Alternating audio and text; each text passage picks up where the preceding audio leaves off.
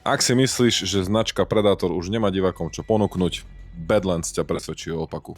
Začnem asi tým, že tento film ma strašne bavil.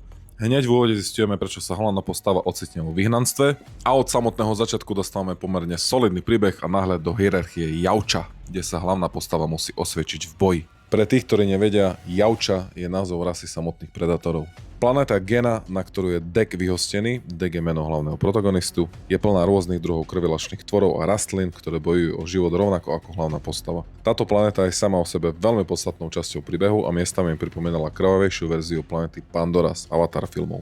Samotný režisér tohto filmu priznal, že sa pri tvorbe inšpiroval niekoľkými hrami, ktoré sám hráva a je to vidieť. Planéta je krásna a nebezpečná zároveň.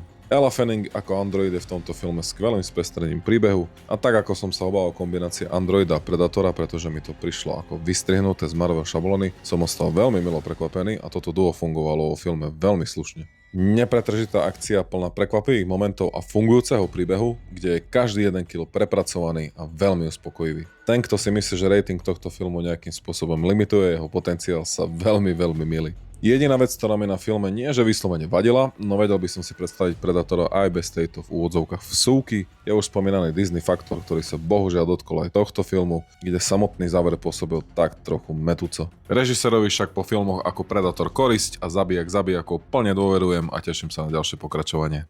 Mimochodom, tento film som si pozrel v prešovskom kine Stereo, konkrétne v ich Golden sále.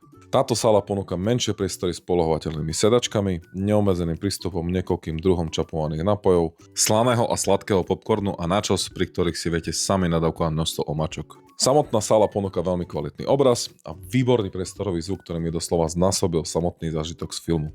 Ak si chcete užiť akýkoľvek film na fakt vysokej úrovni, dajte tomu šancu.